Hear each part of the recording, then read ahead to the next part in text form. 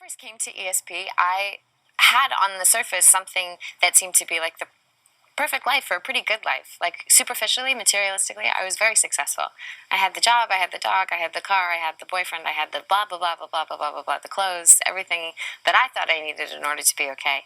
And yet, I couldn't stand to be with my family for more than 2 hours at a time. And the idea of being honest with even my best friend was something that was so far outside the realm of possibility that I just kind of thought you always lived your life inauthentically. And when I came to ESP and I started to do the work in the goals lab, do the work in the classes, I started to transform in a way that I never expected. Like, I literally didn't know that you could spend time with someone and not be nervous. I literally didn't know that it was possible to have a week with your family where you didn't feel like leaving. I just thought that that wasn't really possible. I thought it happened in the movies. And now that's my life. That's my reality. I have an experience of my family that is nothing but joy. And it's astounding.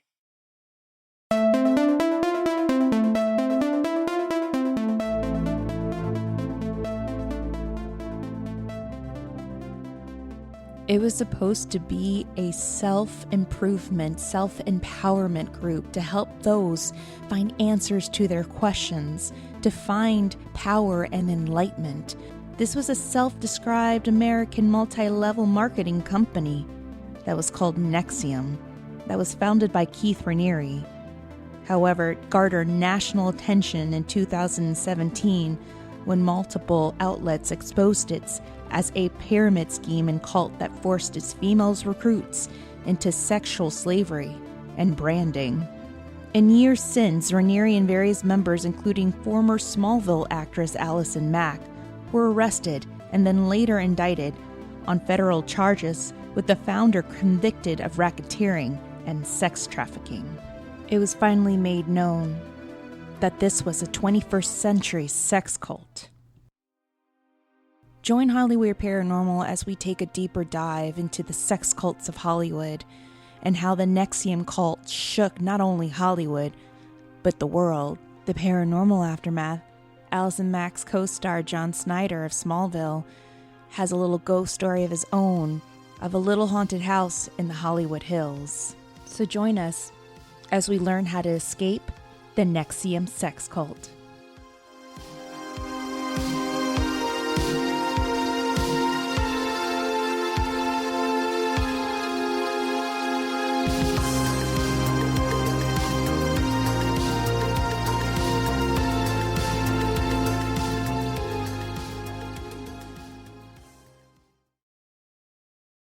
Hey guys, welcome to another juicy episode of Hollywood Paranormal. Fresh squeezed. Yes, we're going to be talking about sex cults. Yes. Sexual cults. I don't know what it says about me that I'm so obsessed with them, but I am so obsessed with them. With cult or sex cults? Anything cult-like, I'm here for. Well, yeah, you're wearing a CrossFit shirt, so there you go. Girl, you know I'm going to talk about that. I'm going to talk about the CrossFit cult, yes.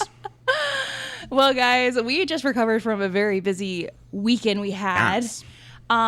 We were at the Outlier Fest. Yes. We met a couple of amazing podcasters. Mm-hmm. We hung out with two girls on a bench. Hi. We were part of their panel, our nice. BFF podcasters. It was so sweet to have them invite us. Like, oh my God. It was really, really, really sweet. And it was an amazing event. There were a ton of like podcasters. And we got to meet Todd Cochran of our hosting site, Blueberry. He's the mastermind behind Blueberry. The reason why we have a podcast host, he's the guy. So we got to hang out with them, and then we got to hang out with Book of Lies is another podcast that we met. We hung out with those two girls, got to meet them very briefly, and then of course the Magic Quest boys. Yes, hi. They are amazing guys. They are a Dungeons and Dragons podcast, and we got to meet Noah from that group, and he was really, really sweet, and we've been back and forth, so we're going to be doing something with them eventually, maybe a part 2 for our Haunted Hollywood Bars tour. Cool. Because they wanted to do a crossover where they had, they were going to share some ghost stories. Cool. Possibly, recorded from a Hollywood bar, a haunted Hollywood bar. So it's so funny because they are doing like a Dungeons and Dragons-y type podcast, which is like, you know, when like things start popping up and like you start seeing the number 60 everywhere in your life or whatever it actually is. Dungeons and Dragons is that thing for me right now where like everywhere I look, it's like popping up. And I'm ironically getting ready to play my first game. One of my friends is getting ready to like host his own game. But like ever since I was like, yeah, sure, that sounds fun. Like it's all my favorite people. Like I'll join. I don't know anything about it, whatever. And then it's like started popping up. So when he said, he's like, yeah, we do like a Dungeons and Dragons. I was like, it's a big thing. It's always been a huge following. I think it's just like coming to light with this like whole geek is cool movement. Like it's all surfacing. Yeah, it is. It's just really weird because like my history with it is that we were very much a part of the like satanic panic camp, and like I think even my dad had like the old like metal die cast Dungeons and Dragons like figurines, like literal like thousands of them, and like he had like locked them away in the basement so that like we wouldn't play with them. They were like forbidden to us. So of course I like would try and get them. And there was like little like griffins and unicorns. Like, these are really cool. It's like, no, you can't play with those. You can't touch that. Yeah, Satanic Panic was soups alive in our house. Look how well that worked. Oh my God, to have seen that happen. It's so extra, but yeah. Let's see who else. A shout out to Justine from the Cutaways podcast. She was also part of the panel. It was just a really cool festival to be a part of. And of course, afterwards, we hung out with LA Not So Confidential at the Universal City Walk first. But it was so funny because me, Dr. Shiloh, and our sister were going to go in and do the Halloween Horror Nights, and Bryce wasn't. But we had a bit of a horror ride prior to the horror. Oh my God, I know. On a lift. I genuinely, for a solid like 10 minutes, was like, we're never going to get out of this lift, ever. Oh my God, ever. Long story short. So we get back to my apartment from Outlier Fest. I wanted to change, feed me at Walker. And we were just going to catch a lift together to Universal Studios. It's only like 10 minutes away from from where we live. It's so close. So we get this lift, and it's a really nice woman. First red flag is like she just was coming the opposite way, and she did this illegal U-turn and almost hit a car. And then picks us up. But then she made up for it with these snacks. And they were delicious cookies that she baked. Amazing. Amazing. They were so... Because I had like 4. Her side hustle is, you know, her little bakery. And they were like vegan or vegetarian. Yeah, they were amazing chocolate chip cookies. And then she got on this whole train of explaining to us what she does. She has this bakery called Amazing Grace Bakery. She just signed a deal with the dispensary. She's going to make CBD cookies. And throughout this time, like, we're driving with her. She is like... driving a little erratic. Yeah. Missing turns, missing entrances and exits. Yeah. And there's a point where Bryce was like, we're not going to make it. And I was like, why don't you just like drop us off here? That's fine. Look, 10 out of 10 would recommend those cookies. They were insane. So if by some chance she ever hears this, like, girl, your cookies are fire. Not a huge fan of the lift ride. No. Like it was fine. But it was fine. But at one point I was like enjoying the cookie in the car. I get a text, it's Bryce. He's sitting next to me. He's like, we're gonna die. And I said, well, that's fine if we're gonna die. At least we have these delicious chocolate chip cookies that we're devouring. I mean, what a way to go. What a way to go. Digesting these cookies. Yeah. Good times. And then we met up with Shiloh. Hi. Dr. Scott was in Vegas, so of course, like, he got to miss out on the fun, but not enough liquor was. No, I will not be going to horror nights. One of my coworkers was like, "What would you do if I just drugged you and dropped you in the middle of the maze and you had to find your way out?" I'm like, honestly, I'd just kill myself because it'd be easier. Like, I can't. There's just no world in which I would be okay. No, it was amazing. It was a great display of those mazes. We did the Cabinet of Curiosities, and then we did Stranger Things. They did an homage to 2 and 3, and then we did the Ghostbusters, which was phenomenal. And then I left. I dipped out. Yeah. Yeah, because my plantar fasciitis was like killing me, and like Shiloh was like, "No, we're gonna stay here till 2." I'm like, my foot hurts. I gotta leave. My foot is killing me to have to go. Yeah. So, and sleep, and yeah, it was a really good night. I really dig Universal Studios. Crushing horror it. Night. Yeah, even my office, they advertise on the radio, and like our rep from the radio gave us like free tickets to Not Scary Farm. And I was like, thank you, that's so sweet, but like I'm not gonna use these. She's like, no, it's free. Like they're the VIP, like they're like nice tickets. They're like the VIP ones. Get into Not Scary Farm. One of my coworkers took them, so they didn't go to waste. But I was just like, no, thank you so much. That's so sweet. But I will not be going to these were presented to me on a cheese tray that is handed to me by Meryl Streep. No. Yeah, no, actually, that would not be enough. It would not be. If it was like Justin Trudeau, maybe. Like, let's keep our options open. But the bar is going to be Justin Trudeau shirtless? Or with a cheese tray, either way. Either way. Garbage. All right, guys. Well, moving forward. Yeah. We're going to be talking They're like, please, for the love of God. I know, like 10 minutes. For the love of cult. 10 hours later. Oui. So we are going to be talking about one of the most infamous and very popular cults that, you know, pretty much shook Hollywood recently, and that's the Nxivm cult. Word. And to open up as a little preface, we're going to talk about sex cults that have taken over Hollywood in the past, because don't think that Nxivm was the only one. No. Trust me, there were some really bad ones before Nxivm, and we're going to be just dishing a couple of those little, you know, details beforehand. Then we're going to cut to the chase and talk about Keith Raniere. Oof. We're going to talk about his little early childhood and his early not so great professional life and how Nxivm started. Oh, yes. Bryce has a full ledger book on receipts on that, guys. And then, of course, the Allison Mack allegations, what happened with the DOS sisterhood, the sorority connected to Nxivm, branding, slaves, everything. You don't want to miss this out. And then, of course, the moment you all have been waiting for, ghosts. No, there's no Nxivm ghost, but there is a paranormal association.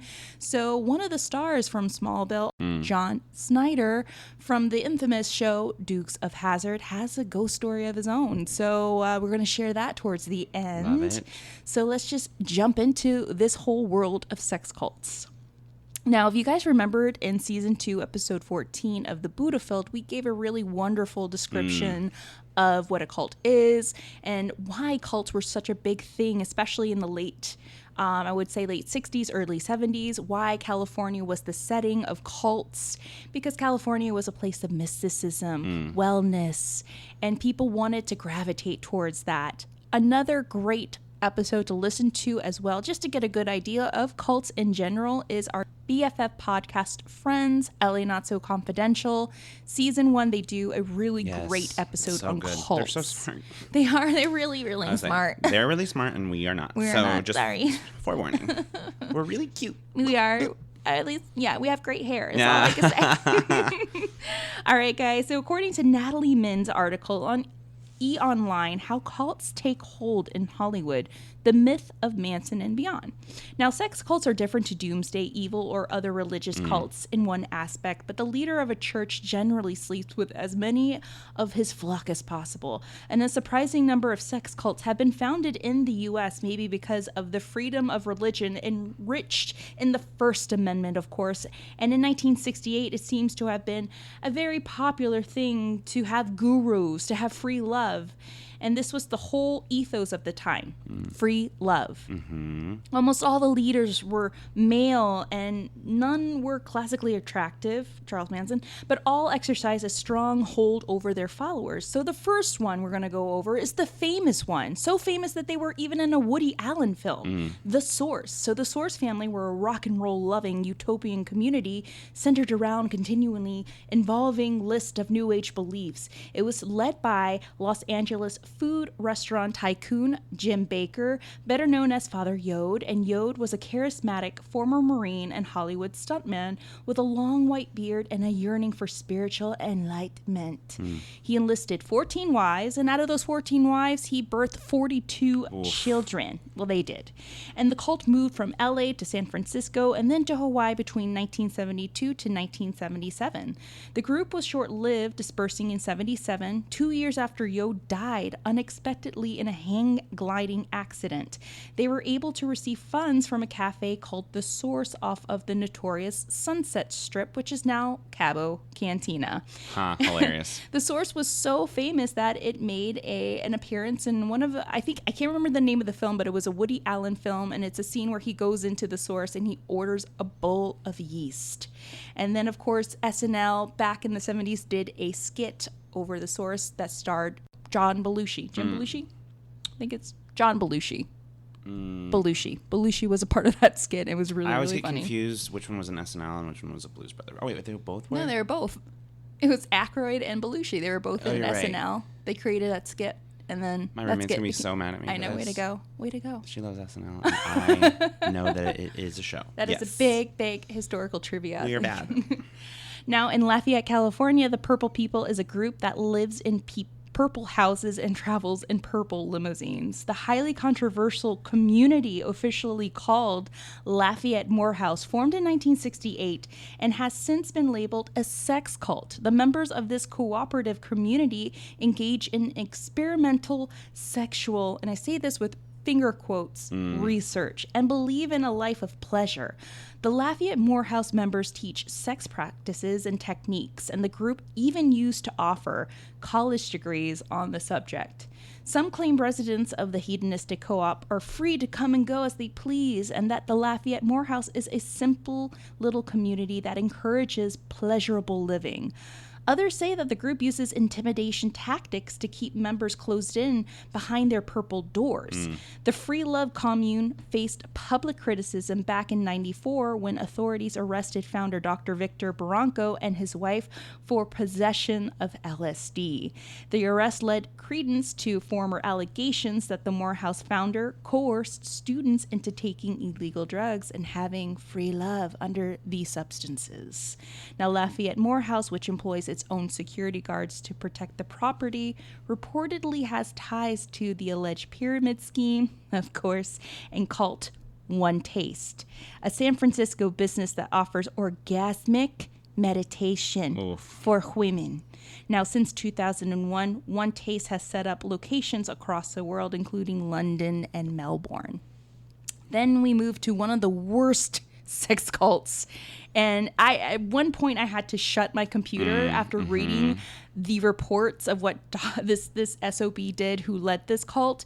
But this cult makes Nxivm look pretty small, and that is the Children of God, aka the Family International. I'm obsessed with the Children of God. I'm so disgusted with them. Oh my God. So the Children of God, guys, was started in California in 1968 by David Berg, who is also known as Moses David, who was the son of a preacher man. But Berg became a minister for the Christian and Missionary Alliance, but was expelled for, you guessed it, alleged sexual misconduct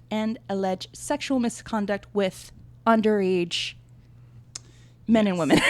Yes. Not good. Originally, the Children of God Church lived a communal life, mesmerizing passages from the Bible and preaching in the streets. It mirrored the free love movement of the 1960s, and the idea of being everyone was married to everyone else. Orgies were highly encouraged, but weirdly enough, it still hid behind the Christian bar. Women in the cult were encouraged to have sex with strangers to try and get more people into the cult, with a practice that David Berg termed flirty fishing. Not many men were convinced to join, but 300 babies were born as a result, and most of whom never knew their fathers. Homosexuality was condemned, but not lesbianism. Sure. And Berg also preached that sex, this is where it gets very twisted, guys. But this is the reality of the whole thing. He believed that sex between children and adults was holy, that it was beautiful, and that it was seen as a beautiful thing in the eyes of God. So in 1972, there were 130 communities around the world. At its height, the cult had about 10,000 members. Celebrity members have included the Phoenix family, including River Phoenix and Joaquin Phoenix. Another one is Rose McGowan. But Berg fled the U.S. due to allegations of, you guessed it, pedophilia. He communicated with his flock through Mo letters, basically pornographic comic book messages. And these continued until his death in 1994. The group officially denounced sex with children in 1986. So this was a really messed up sex cult. There were even reports of how David Burr described getting fellatio by a 4-year-old girl. Like, this is how disturbing this fucking cult was. Yeah. So now we move forward to, you guessed it, the Nxivm cult. Ooh. Now, the thing that was so interesting about the cult was that it involved Hollywood members and the elite. So it shook Hollywood, of course. A wonderful podcast to learn more about the cult is Uncover with Josh Block, who interviews one of the women. She is the ex-member of Nxivm and of the sorority Dos, and that's Sarah Edmondson. Ugh, I'm so obsessed with her. Yes. So she's also on this, there's this series. This is kind of how this came up. I think we talked about this last episode. There's a series on A&E called Extreme Belief in Cults, and all of these cults come up. So they talk a lot about, there's like all of these like survivors that they then are interviewing. So there's like this woman who escaped the family of God, and Sarah Edmondson is on the Nxivm episode. Ugh, God, I'm so obsessed with her because she just got out. I mean, the article in the New York Times came out in like 2017, so she's like the freshest out. Yeah. A lot of the other survivors, of course, at the end of the season, they do like a survivor like round table essentially. Yeah. To sort of talk about like the similarities, and because at the end of the day, it's about control, and so like the things that are being done against these people are very similar, even though like they might manifest in different ways. But the woman who is the interviewee for the Family of God cult, it's just so heartbreaking. I mean, it really is, because they have like a really, really high rate of suicide. Yeah, among like ex-members, because it's like all these children who were being like child brided to either the leader or members up and like separated from the families, and they're getting married at like 8, 9, 10. And then they finally escape, and they're ruined, essentially. And, like, there's a really high suicide rate. There was that really famous video that came out in, like, 2006, and it was, like, the grandson of the leader. Yes, it was I think it was Luis Mendoza. Yes, no, that but is. It's if I get it wrong, I'm so sorry, but I know the first yeah. name is Luis. It was his video manifesto, and he threw everyone under the bus before he committed suicide. And then he killed his nanny as well, who had, like, allegedly raped him, and she was also a member of the cult, and it was this whole thing.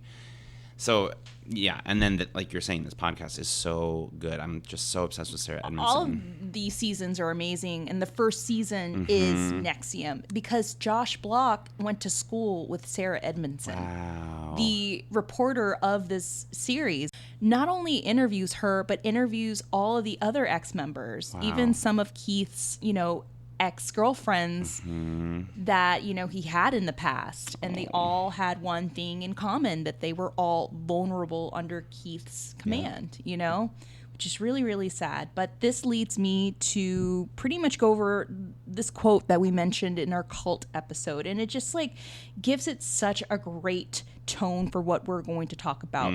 So this is by author Joris Karl Heisman, and she once quoted, "Worshipping the devil is no more insane than worshipping God. It is precisely at the moment when positivism is at its high water mark that mysticism stirs into life and the follies of occultism begin," which is 100% true.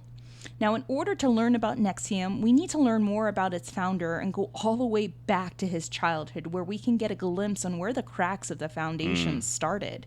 So Keith Allen Raniere was born 1960 to his father, James Raniere, a New York City advertiser, and his wife, Vera. She was a ballroom dancing instructor. So Vera was an alcoholic, to which is why we think, this is pretty much the starting ground of why Keith has this hatred. Let's just say hatred towards women. Yeah. So according to James, Vera drank a lot and drank in front of Keith. And even Keith at one point describes his mom as just being an alcoholic. At the age of 5, the family relocated from Brooklyn to Suffern, New York. When he was around 8 years old, his parents finally separated. And from the 1960s to the early 70s, Raniere attended a Waldorf school. According to a 2018 article on epochtimes.com by Bowen Choi, Ranieri's classmates remembered him as a kind of loner who possibly only had one friend in grade school. And it was a boy named Ronald. And he was similarly unpopular in high school and didn't seem to belong to any particular social group. He's a sociopath, a narcissist. Everything was always about him. He was always bragging about how smart he was, how much better at math he was. He walked around like he was a miniature professor, said LM, who was in the class above Ranieri, but rode the school bus with him for many, many years.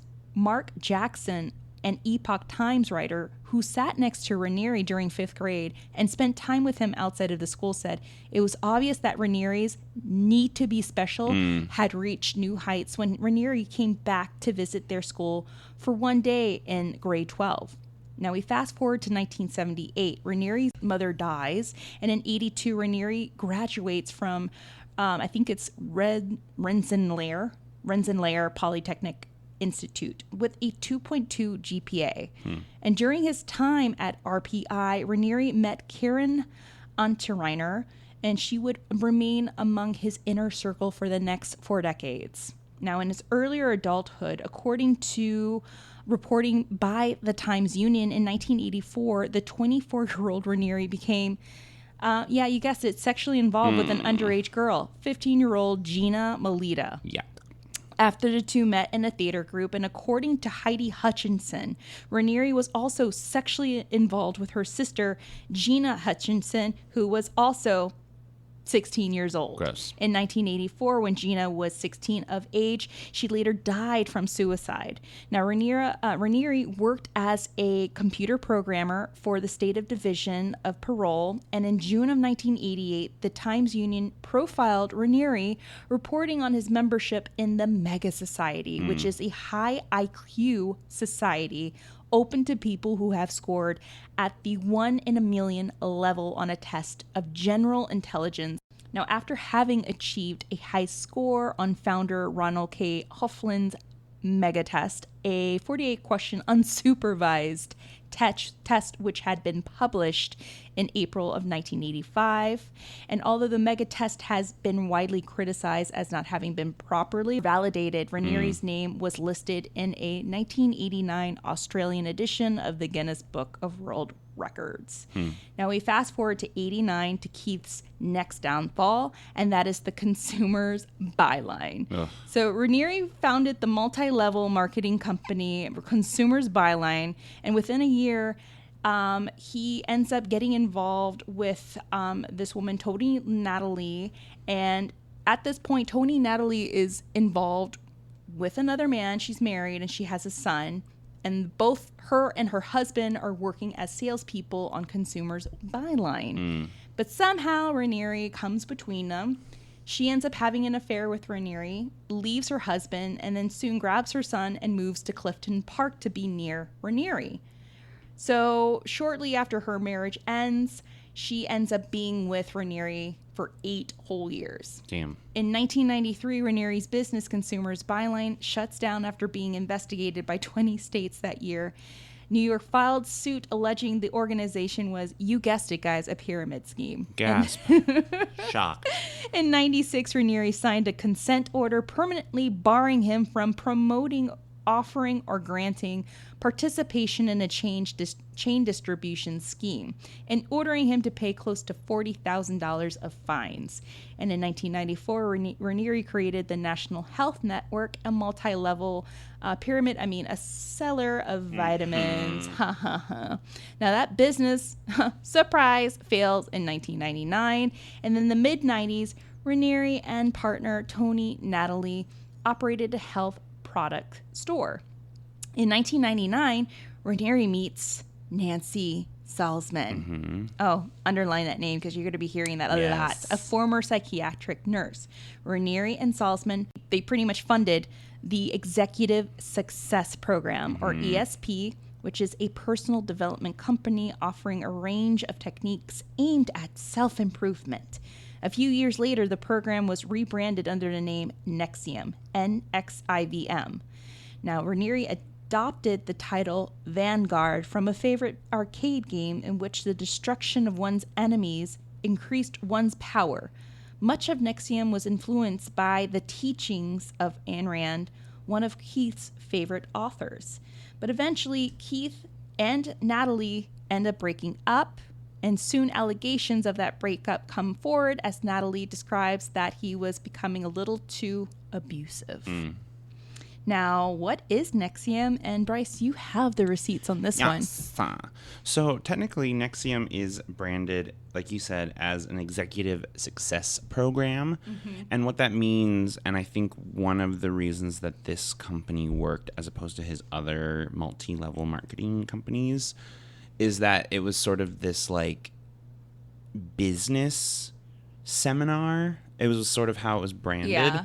And so they would do this thing, especially like in the very early days, where like you would go and there was this seminar, obviously you paid, and they would tell you, you know, and then I guess I should say that this whole episode is like a giant allegedly, because he has been convicted like last month. Right. But the things that he was convicted for come out. Like, we're going to talk about them in a minute. So all of the things that have to do with like Nxivm itself technically is not why he's in prison. So fine.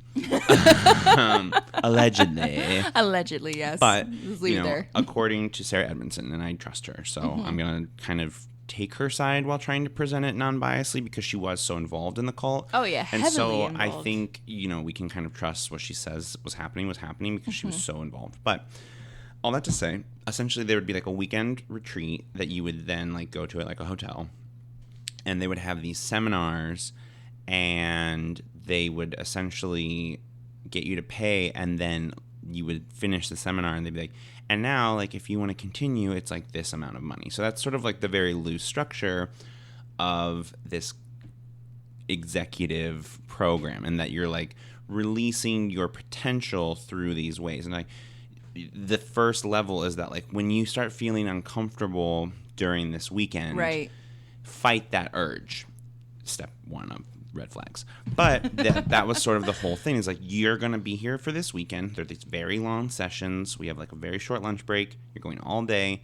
When you like get that urge to get up and go and like leave this, like, we're going to challenge you to fight that. And so they basically have all of these people, and by the end, so that was in 1999, by the early 2000s, roughly like 2003, they have like 30 or 3,000 members essentially, who are all paying $2,500 or more per weekend. So like they're generating a lot of money in a very short amount of time, and they start getting people who are like semi-famous, I would say, or at least notorious, right, who are now members. So they sort of have these like dignitaries, children, and like B-list actors, and like these sort of names who are now a part of it. Oh yeah, heiresses. Yes, and so A, they're rolling in money, and B, it's sort of getting this like no, what's the word I'm looking for? That it's like working essentially, but I can't think of that word. And so it starts getting more like reputable maybe, and there's like Enron executives that start enrolling, and there's like government officials who are now a part of it, and it's all being branded as this way to like essentially manipulate your way into business success by like doing these things, and you'll be like the happiest you've ever been and the most successful you've ever been. So that's like the early 2000s, and they essentially explode. Like it goes from nothing in the early 90s to like over 3,000 members like less than 10 years later. Right. So the first allegations that it is a cult start happening around this time too, like 2004-ish.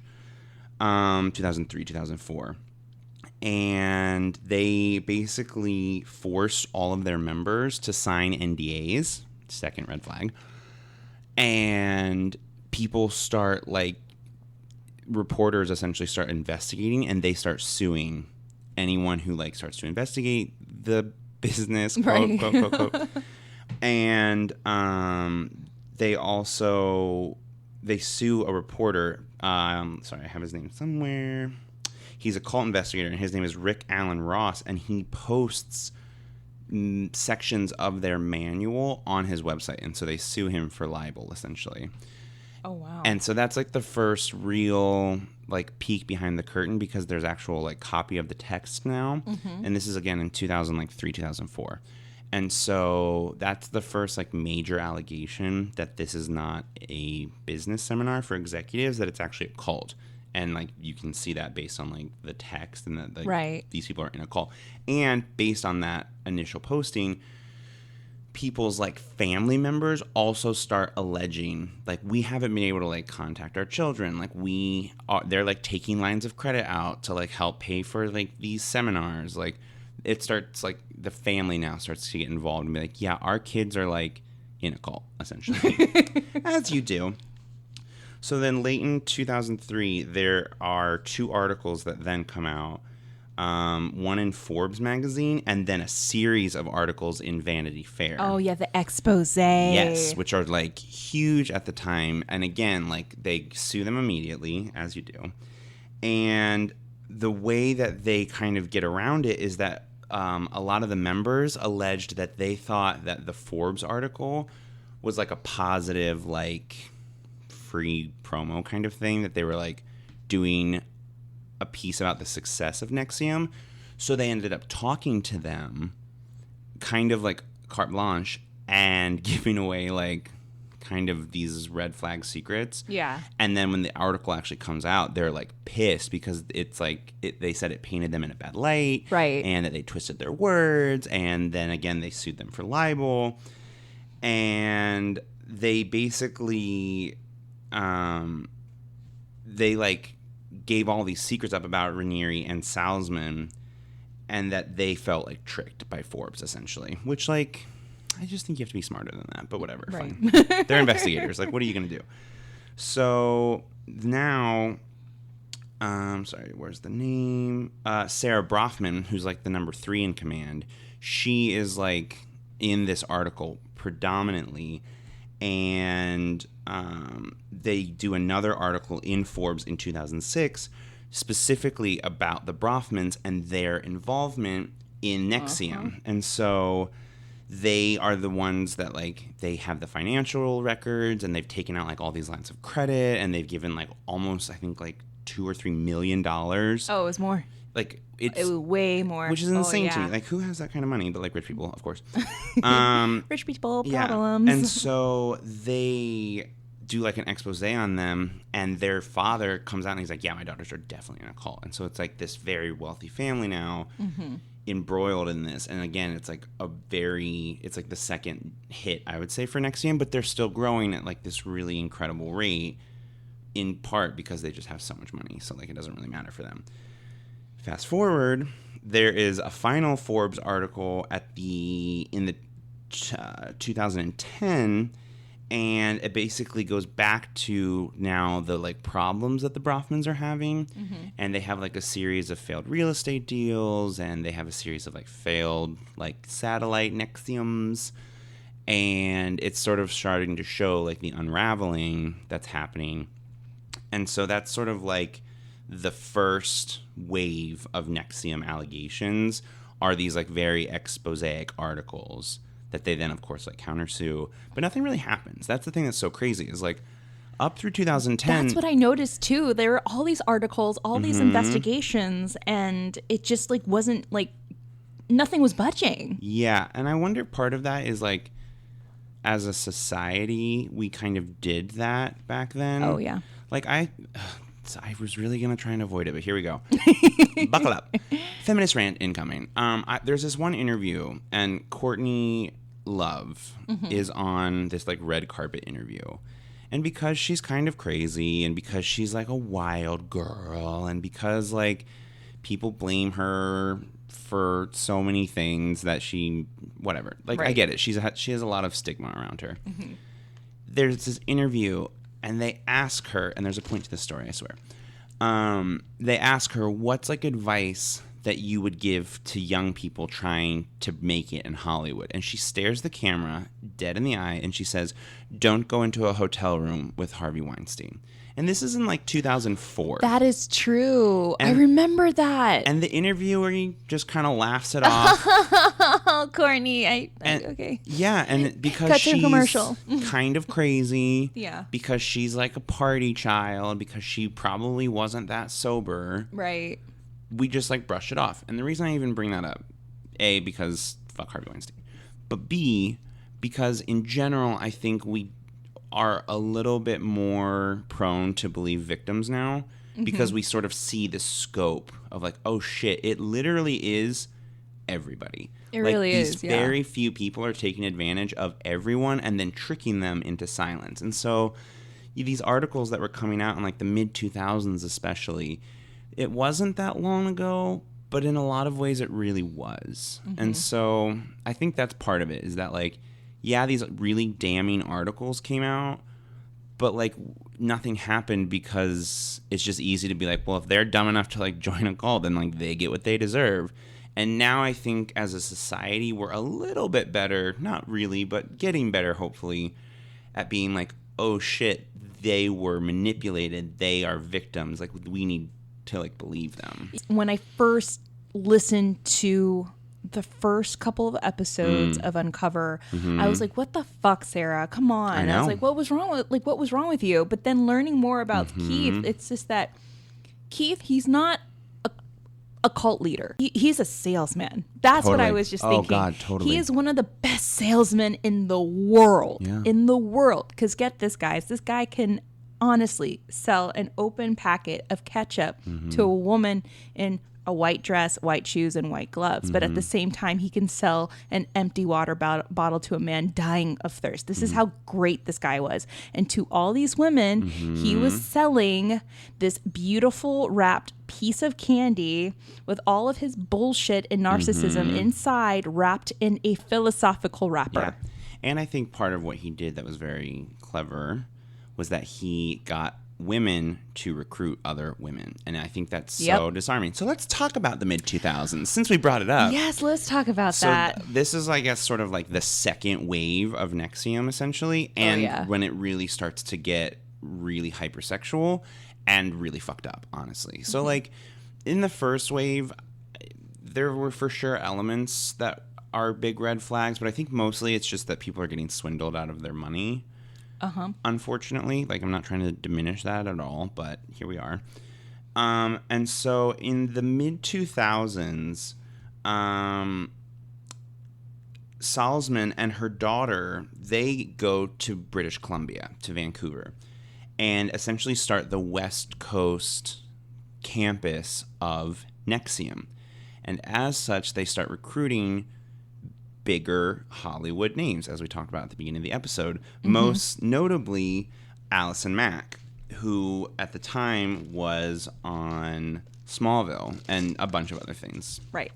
And so she essentially becomes like this major recruitment tool for the West Coast Nxivm campus branch. I don't really know what they call themselves.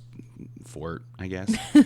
Commune. Yeah, exactly. And so in 2011, she basically wraps her time with Smallville, Allison Mack, sorry, and opens her home up as like a retreat center specifically geared towards this, like, as you said, sorority female branch of Nxivm. And this is sort of where the master and slave relationship starts being introduced into the culture of this cult. Yes. And so, you know, these women are, you know, there's these people and they're in the Nxivm, just the regular part. And they're moving up and they're becoming enlightened and they're recruiting people. And these people are Sarah Edmondson. Sarah Edmondson is a huge player in this. Yes. So she joins the Nxivm cult and is then recruited into DOS, yes, which is Dominus Obsequious and Sororium, which roughly translates to like get the fuck out. Yeah. Yes, I believe that's the old Latin version. Yes. And so what happens is that they're assigned these like mentors, and the masters, yes, and they use that language, but that they kind of downplay it. They're like, well, we say master and slave, but it's like a mentor-mentee. Don't worry about that. But then to be a part of this, they essentially do what they call collateral. And the genius of this is that there's collateral, the idea of collateral, through all phases of Nxivm. So the way that Sarah explains it is that they would have you put up like a sum of money, let's say $100. And if you didn't go to the gym every day for that month, you would lose your collateral. But if you did, you got it back, or you could roll it into the next one. Right. So it was like this very physical, tangible way of like holding yourself accountable, which is actually quite common in a lot of like fitness kind of challenge type. Like, you pay this amount of money. If you like lose the percentage of weight, you like get a percentage of the pie back. Yes. So it's like pretty common, right? It seems like kind of innocuous. Well, excuse me, I keep choking. As you start moving up, they get like more and more. Now it's not just money. Now they're having, these women specifically who are wanting to join DOS, they're being told, okay, you need to write a letter saying horrible things about every member of your family. And if you don't do what we want you, if you don't do what you need to do to achieve enlightenment, I think is how they would word it. But like, if you don't do what we tell you to do, we'll send that letter. And you need to take graphic revealing photos of yourself, and like, we will hold on to those nudes. And if you don't do what we tell you to do, what you need to do to achieve enlightenment, we'll release those nudes. And so a lot of these women, Sarah Edmondson included, are like up and coming actors. They're trying to like make it, as we all are. And so, there's part of me that kind of does look at it and I'm like, fuck it. There's so many pictures of my dick all over the internet. Like, just fucking release it. I don't care.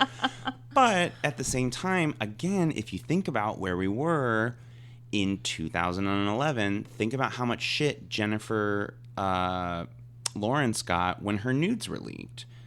That she sent to her boyfriend, like, and she was sort of this like weird vilification, like, she's supposed to be a good girl, like, how dare she take nudes that were ripped off her cloud for her boyfriend. We're not that far removed from that. And so it's this thing where, like, looking at it now, I'm like, okay, but who cares if Scientology knows that you're gay? Like, just be free of that church cult. Like, it doesn't matter, John Travolta. Do you know what I mean? Like, oh, yeah. It's like these secrets that they hold over you, and you're like, yeah, but that doesn't matter anymore. Like, nobody cares who's gay. Nobody cares that you have nudes. But in the early 2000s, as an up-and-coming actor, they're career ruiners. Yes. And so they have these, Sarah is one specific example, but all of these women, these, like, up-and-coming executives, up-and-coming actors, up-and-coming, like, entertainers. Yep. And they have shit on them, and they're doing it in the name of, like, so that, like, I can help you achieve your most enlightened self. And what they would do is that if they didn't, it was all a trickle down. So the woman above you as your mentor, she would, like, if you didn't do something, she'd be like, well, now I'm going to get punished by my mentor, Keith Raniere. But she never said that's who it was. Right. And so then the women below her would be like, well, we'll punish ourselves doubly so that, like, you don't have to be punished as much. Like, we will, like, make up for it in a way. So it's this, like, weirdly vicious cycle. Enter Allison Mack with her home as, like, the retreat for DOS. Or the home from Get Out. Yeah, exactly, right? Yeah. And so, this is now in the late 20-teens, and they're telling these women, like, we're going to brand you. Like, with this cauterizing knife, and it's like what you need to do to reach enlightenment. Like, the pain will help you be enlightened. If you can get through this, you can get through anything. It's kind of, I think, what the mindset was. And so they, like, brand all these women. And so that essentially triggers, like, that's, I guess, that's the bookend of, like, the mid-era. Yeah. And also that simultaneously the trigger for the final third era of Nxivm, which is that Sarah Edmondson gets out and she's like, fuck this. You just fucking branded me and I'm done. It was the way that they were branded because according to Sarah too, it was they made it sound like it was just going to be this little thing they're going to do. It was just going to be this little symbol, a little, like, probably a nickel size, like, symbol. And it was going to be quick and painless, but it was horrific. Like, when you listen to the episodes of her describing how they were let into this house, that they had to be blindfolded and disrobed, laid on a table, and 7 women had to hold her down while they used the cauterizing knife on her lower hip. And the symbol was, I'm not even kidding, guys. You could see this even on her book. It's like 3 to 4 inches away from her vajayjay. It's really an ugly symbol. It was very, very painful. She said it was worse than childbirth. And also, in the one episode of Extreme Belief in Cult, she talks about it. She's like, yeah, they had all these things that, like, each line meant something. But then you look at it on its side, and it's just his fucking initials. It's his initials. It's KR. And then if you flip it another way, it's AM. And again, Allison Mack is essentially the head of DOS. And so Sarah gets out, and the New York Times article comes out. She goes to the New York Times, and if you remember, it's like her on the front page, and she's holding her pants down, and you can see the brand on the front cover. It's really bad. It's really brutal.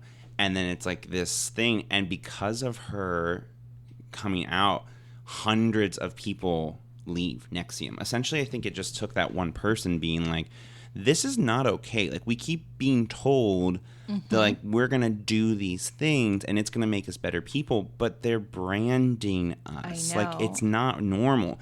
And I think it literally switches that light bulb on in people's brain, and they're like, oh, fuck, we're in a cult. And they start leaving, mass exodus. And so, like, hundreds of people leave the cult overnight. And it essentially is the first domino in now the modern era of Nxivm's downfall, thank goodness, as all cults should be dismantled, because of her coming out, and then it starts opening up other investigations. And there's now all these other women who start coming forward, and they're full on, they've been coerced into sleeping with and being essentially like sex slaves and forced labor for Keith Raniere. And so, again, earlier in this episode, that's why I said, the problem isn't that Nxivm was a pyramid scheme, because that's also illegal, but it is a problem.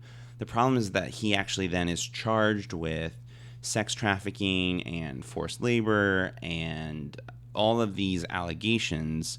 And so he is arrested in Mexico because cowards run, as you know. Vanguard is now Van Gone. Yeah, boo, burn. And so he is arrested in, I believe it's 2017. Yeah, he flees to Puerto Vallarta, Mexico in 2017 because, for a man that's pleading not guilty, he's escaping to Mexico. I mean, come on. It was like, what, tacos are that good over there? Like, they are. Let's be real. But, you're escaping because you did something wrong. If you have sex trafficking allegations against you, don't go to Mexico. Just go to Taco Bell. You just got to suck it up. So he is arrested and charged with sex trafficking conspiracy, and conspiracy to commit forced labor. He was arrested in Mexico and then held in New York and arraigned in Fort Worth, Texas. So he then pleads not guilty, as you said, and the Attorney General essentially states that Keith Raniere had created a secret society of women whom he had sex with and branded with his initials, coercing them with the threat of releasing their highly personal information and taking their assets. So all the things that they had done to be enlightened through Nxivm was being used against them, and essentially, as all cult leaders do, they were being told you need to sleep with him to achieve the ultimate enlightenment. Which isn't that how it always fucking is? It always is like that. But what was very shocking too were the allegations and the statements by these men and women. Yes. Can we talk about the requirements that these women had to adhere in order to be in DOS, and the type of women that Keith Raniere was attracted to? Ugh. So I researched this, that Part of the Nxivm teachings also touted the need for men to have multiple sex partners, but for women to be monogamous. Sure. That seems fine. Assignments required the women to adhere an extremely low-calorie diet. A healthy calorie diet is usually between 1,800 to 2,000 calories. They were required to have an 800-calorie diet. They were supposed to look very rail thin. Ugh. Because that was the type of woman that Keith Raniere was attracted to. He wanted them to physically and not only feel but physically look vulnerable. Like, no offense to the Olsen twins, but make them look like that. Yeah. Ugh. He wanted them skinny as a rail so he can sleep with them. Gross. That's how fucked up it is. If you see Allison Mack, like when she was present during his arrest, she looks horrifically thin. Yeah. There you go.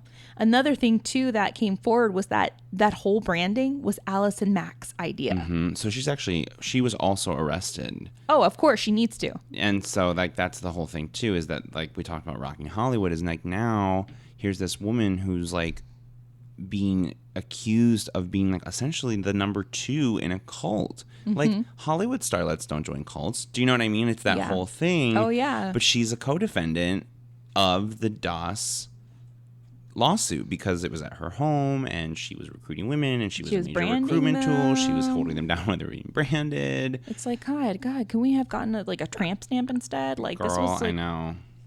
Like, that was so horrible. She's like, a tattoo. Because someone made a comment, like, couldn't we just, like, do tattoos? Like, are you kidding me? Like, tattoos is what you do when you're drunk. Mm-hmm. Oh, yeah, let's be branded because that's what we do when we're in a cult. Yeah. You know? Of course. I know. Don't get branded, y'all. Do not. And she was trying to recruit some big names. Emma Stone, Kelly Clarkson, through some cryptic tweets that, was being, hidden behind a feminist bar, of course. Mm-hmm. Well, that was the whole thing. Is like they're strong, like feminist women. It was a group they're of empowered. Slaves. Yeah. But they're being manipulated and coerced by a man. Yeah. Oof. Love that. Yes. Love that journey. So his federal trial, Keith Raniere's, was actually this past May, and he was convicted in June for racketeering and sex trafficking. So a little bit of justice. Yes. Fuck that guy, but a little bit of justice. A little bit of justice. It is very disappointing to hear a lot of the people that are still Raniere fans. They're still his followers. They're, tried and still true. Technically existed. Yes. Exists, I'm sorry. It still exists. You can still take classes if you know someone. Mm-hmm. That was another thing that I found interesting too, is that it was like a karate class that you all of a sudden, like, I think when you took certain amount of classes, you're given like different colored sashes. Yeah. That was another thing that was like pretty interesting that while doing this research too, is that like in order to get to the enlightened level, you had to go through like a certain level of color sashes, apparently. And Raniere had the long, majestic white sash. Well, and it's just funny that those things coincide with like the amount of money you donate. Yeah. Funny how that works. Mm-hmm. So now here we are, and like you said, they still exist, technically. Not in the same manifestation, and hopefully the people, at the end of the day, like if people get something out of it, I hope that the people that like only lost money, again, not to diminish their suffering, but I hope that they genuinely did get like what they felt that they paid their money for. Yeah. Because a lot of people swear by it, and they're like, no, I really did get it helped me in business, it helped me in my marriage. Like, I really hope that that's true, that like some good can come out of this, and that like the women who are victims of this man's like psychosis, like get the healing they deserve. And I mean, there were a lot of famous people that felt like they were able to overcome a lot of things that held them back. And I mean, this is like people they have to understand this. You guys have to understand that this was just a self-help group. This is how it was presented. Yeah. And there were a lot of people that came forward and said, no, this group really helped. And I think the people that got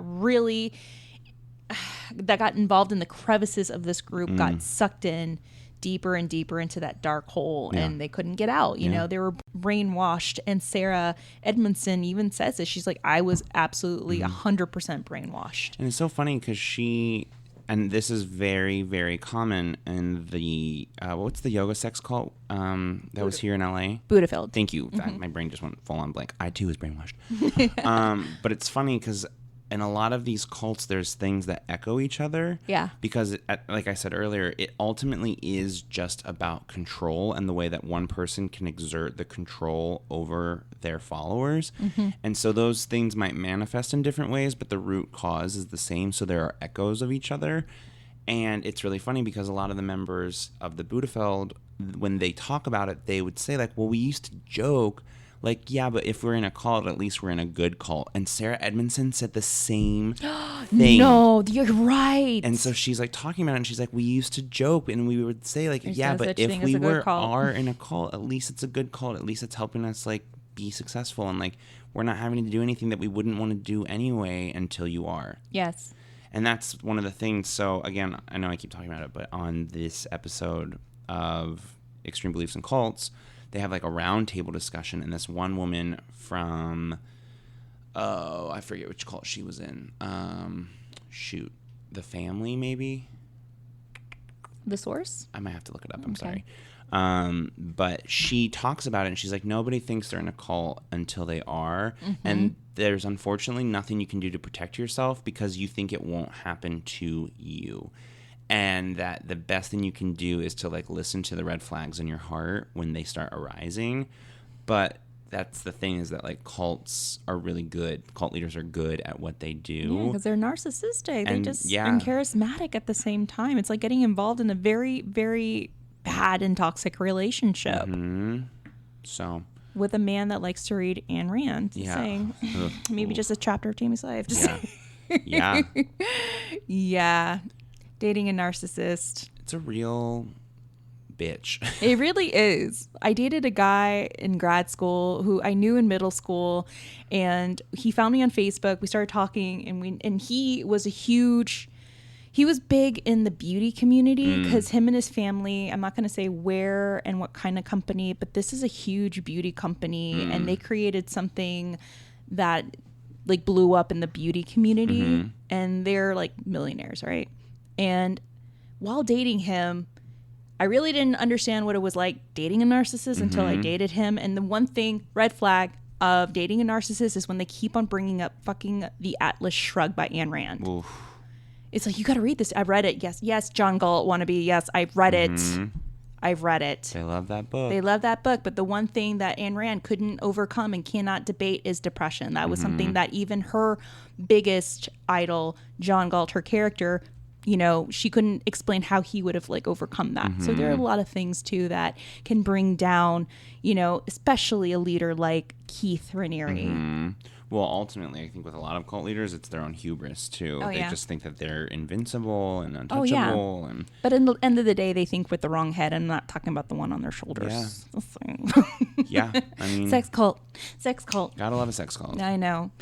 Well, guys, that is our discussion of the Nxivm cult. Let us know what you think. And now we can go and transition into the paranormal aftermath. Spooky. But before we do that, here's a little promo from our friends at Stitcher Pro. Hi. Hey boo hey, it's Bryce Mitchell-Williams. And Tammy Merhab Chavez. And we are from Holly Weird Paranormal. And we just wanted to take a second to recommend some great other podcasts that are available now on Stitcher Premium. If you're looking for some new true crime, then check out True Crime Garage, Off the Record, the latest project from the guys of True Crime Garage, hosts Nick and the Captain. Hi. Join them each week as they revisit some of the most haunting cases they've covered to date. This is a compilation of hidden treasures, a chance to dive deeper, discuss new theories, and get updates on your favorite episodes of True Crime Garage. Or, if you're looking for something a little different, comedian Chris Gethard's Beautiful Stories from Anonymous People opens the phone line to one anonymous caller, and Chris can't hang up first, no matter what. Just like all my first dates. From shocking confessions and family secrets to philosophical discussions and shameless self-promotion, anything can and will happen. With Stitcher Premium, you'll also get thousands of hours of original content, early access to new releases, exclusive bonus episodes, and archives, and so much more. And of course, our show, Holly Weird Paranormal, is also available every week on Stitcher Premium. To get your free month trial of Stitcher Premium, go to StitcherPremium.com and use promo code HollyWeird. That's StitcherPremium.com, and the promo code is HollyWeird. One word. One word. Now let's get weird. Bye. Bye. Beep boop, beep boop, boop boop. Boop. Keep that in. I will. Okay, guys, so now here it is, our little ghost story. What is the paranormal association between Allison Mack and John Schneider? Well, both of them were in Smallville, the show. And according to John Schneider, in his interview with Celebrity Ghost Stories, he has a personal ghost story of his own. So, according to John Schneider, star of Smallville and Dukes of Hazzard, him and his wife end up buying a little old house in the Hollywood Hills.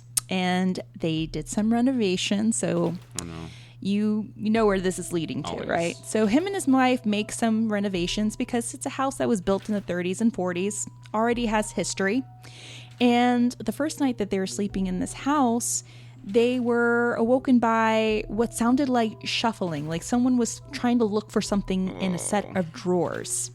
So it's not only John, but him and his wife both wake up to the sound of somebody rummaging through drawers. And they look up, and there's this man in a fedora and trench coat. Ew, that's the scariest part. Leave your fedoras at home. And trench coats. It might be like a streaker or something. No. Right? And he, kind of motions to his wife, like, are you seeing this? Like, is this really happening? And out of nowhere, the man who is rummaging through their drawers turns around and looks at them, acknowledges them, but then looks around as though he's lost. So John thinks it's a dream. It's a weird dream. But the way that this man was dressed was definitely out of the ordinary. It was definitely out of the decade. He looked like he belonged in the 40s. So he goes back to sleep. He thinks, honestly, this is a dream. So he and his wife wake up the next morning and they simultaneously tell each other, oh, wait, I had a weird dream last night. And John's like, wait, you just dreamt the same thing I dreamt. So that's when they realize it really wasn't a wild dream, that this may have actually happened. God. The wife ends up finding this woman in their little community of friends to come in. She's a sensitive and a psychic. So she tells them, she asks them first, like, did you do any renovations on the house? And the woman and, his wife tells him, yeah, like we just renovated the house. Upstairs, our master bedroom, we turned it, into one large room. It was 2 rooms. We knocked down a wall and now it's just a big, large bedroom. And she's like, that's what it is. Oh, God. So your house came with an energy. It came with one of its owners. And when you disturb something in a house that old, you're awakening something in there that, was connected to the property. Oh my God. So it turned out that there was a man who owned the house, and they don't know if he died in the house or maybe he, died somewhere else, but he was very much connected to it. And when when John said, when he turned around and looked at us and then like kind of looked lost, it was as though like he was trying to figure out where he was. And he said it made sense because we renovated a majority of the house. So of course it didn't look like the original plan. And that kind of echoes what we mentioned time and time again with hauntings, when there's a residual or this common occurrence of a figure walking through a wall or walking into a closet or through a window. It's like, well, what was the original plan of that house, or what was there originally? Those are things that we always bring up. Sometimes energy is connected to a place, and when that energy is disrupted, it, Lord knows what it can do. Go through your drawers. Apparently. Go through your drawers. Ugh. Go through your underwear drawer. Do not go through that. Yeah. Also, I love the instinct of like, there's someone in our house. Let's like just go back to sleep. Right? But I was thinking like, okay, if they're living in the Hollywood Hills, they have to have a good security system. So I think he probably would have thought like, wait, if someone would have broken in, the alarms would have gotten off, right? No? Maybe not. I don't know. If you could afford to buy a house in the Hollywood Hills. Instinct. It's like, there's a man in our room. We should go back to bed. Hun, go to sleep. We're fine. Okay, it's all right. He's in the 3-piece suit. Sweet. Yeah. Bye. Peacing out. Apparently all you need to do to rob Hollywood Hills homes is Party City. Trench coat.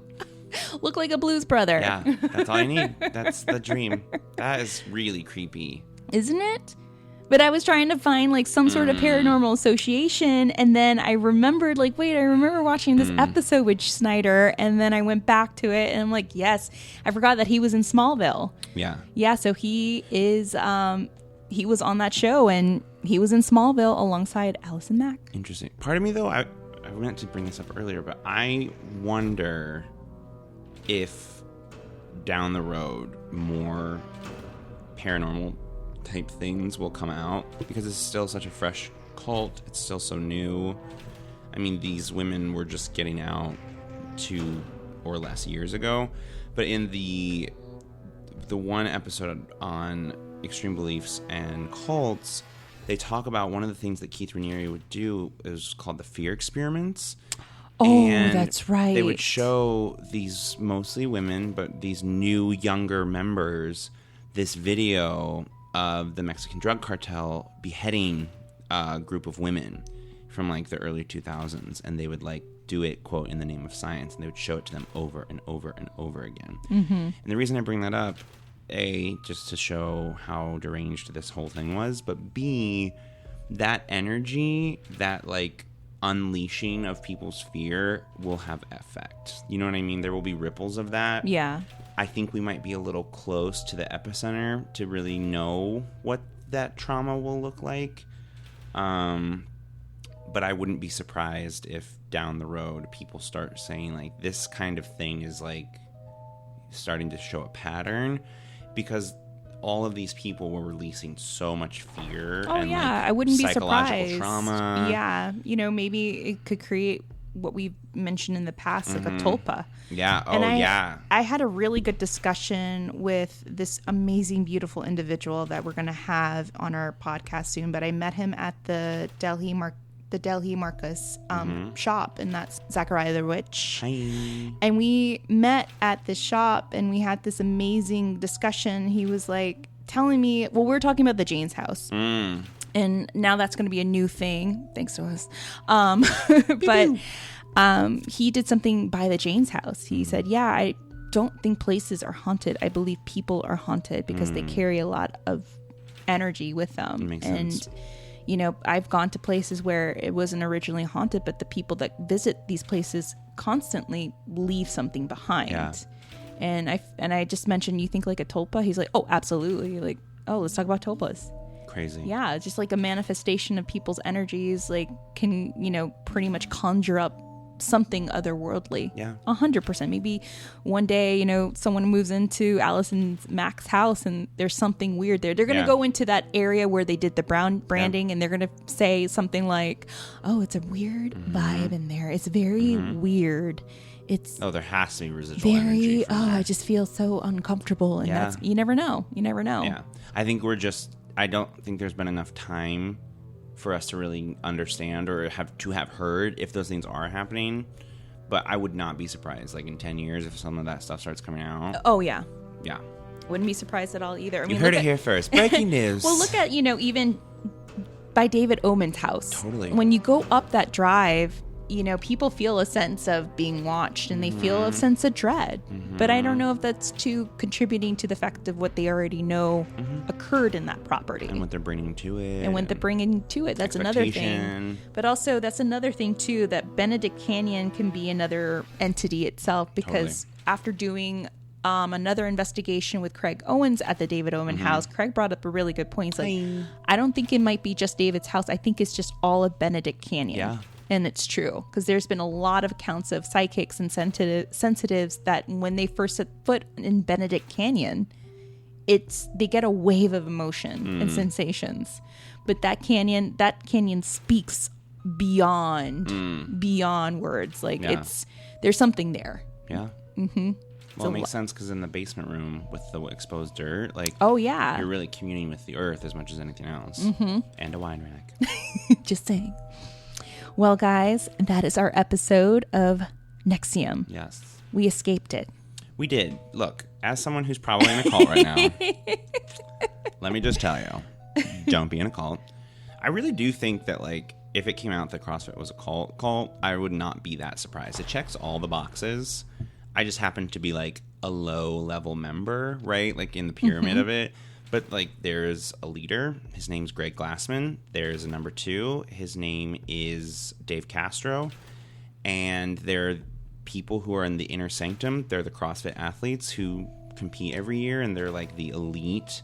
And they have privilege and access that normal members really don't have. Like, I pay dues, essentially. Like, you have to pay...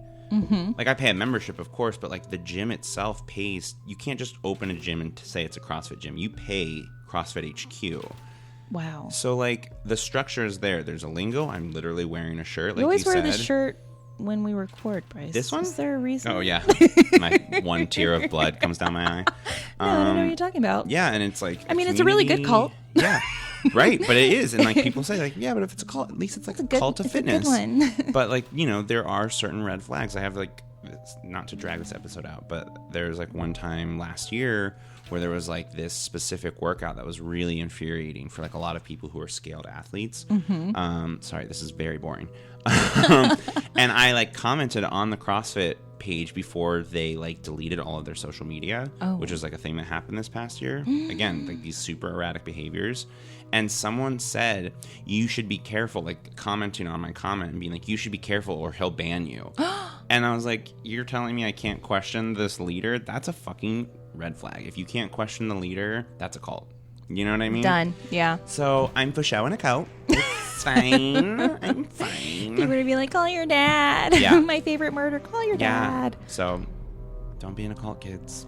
I mean, can we agree that maybe CrossFit is like the White Claw of cults? Yeah, and I don't think it actually is a cult in the sense that, like, I think that if it came out that, like, the elite athletes were in cahoots with, like, and were having things done to them that were, like, much more cult-like, I'd be like, I'm not that surprised.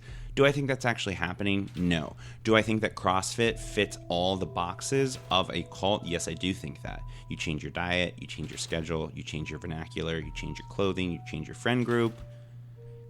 It ticks all the boxes. But again, lots of things do. So just be careful, friends. Don't be in a cult. Don't let anybody brand you. Don't. Just do some goat yoga, you'll be fine. Ooh, goat yoga. Yes. It's so cute. And they like to poop on you. That's the dream. That is the dream. I'd rather be shot by a goat than be in a cult. Yeah.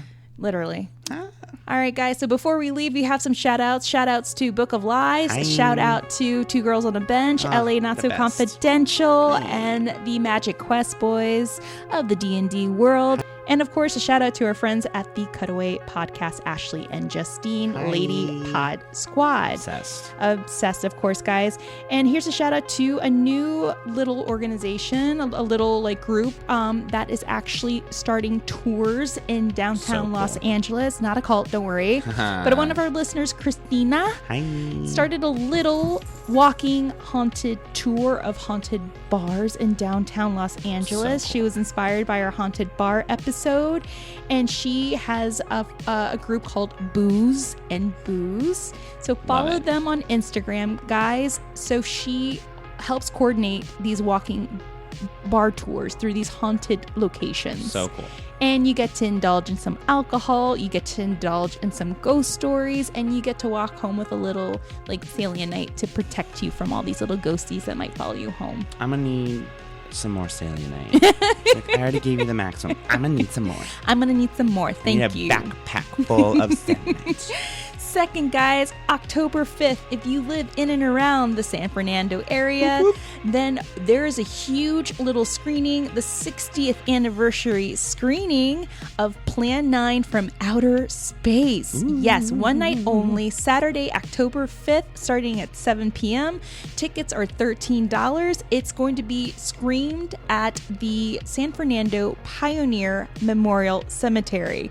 And I was just at that cemetery last night with Craig Owens, and we did an investigation. We think there's something there. There's a tale of an Edwardian woman that walks around the cemetery, the woman in brown, and there's even tales of things that might follow you home from the cemetery.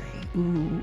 But while we were there, we collected some interesting evidence. Every time we like made a comment about like the people that were buried there, the history of the cemetery, we read out loud like the people's tombstones, arcade 2s would go off. Amazing. It was amazing. We felt some interesting cold spots, and it was a bit of a warm night, so it was a pretty interesting night. Definitely some unusual juju there.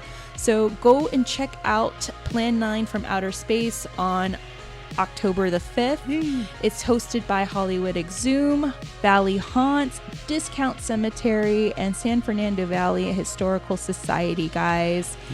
You could definitely find out more information on this on our Instagram and on Hollywood Nxivm Instagram as well. We will be there. Bryce may not because it is a haunted cemetery, but I'm definitely going to be there. Although it's hot in the valley right now, I could really do with a cold spot. Right? Is that the thing that took? I mean, what if that's all it took for me? It was like, you know what? It's I'm really hot. Fine. If I can get haunted for a cold spot, it's fine. I'll do it. Might as well. It felt delicious. I think it's just important to know what your limit is. I'm willing to be haunted for a cold spot. Why not? Honestly, if that's on a t-shirt, it should be. Willing to be haunted for a cold spot, guys. Print it. All right, guys. Always remember to stay Holly weird. And stay tuned for our next episode. We're going to be doing an episode on Shirley Temple. Yes. And one of our awesome listeners, Jessica, shout out to you, invited us to her jobby job. She works at Fox, and Fox has some stories, and Jessica has some stories. We're going to be interviewing her. I'm so excited to meet her. Yes. We're going to plan something, Bryce.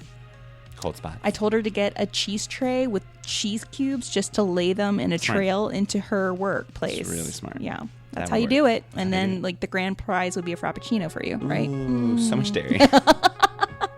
All right, guys, always remember to stay Holly weird. And also, guys, if you love Hollywood Paranormal, you want to help support the podcast, even help produce an episode or two or more, then you go on over to our Patreon. Go to www.patreon.com/HollyWeirdParanormal. If you want to learn more about us, then go to hollyweirdparanormal.blueberry.net to find out more information about our podcasts and to shop at our little store. Don't forget to stalk us on Facebook and on Instagram at Hollyweird Paranormal and Twitter at HWP Podcast. All right, guys. Always stay Holly Weird. And Bryce, do you have anything you want to say? Bye. Bye.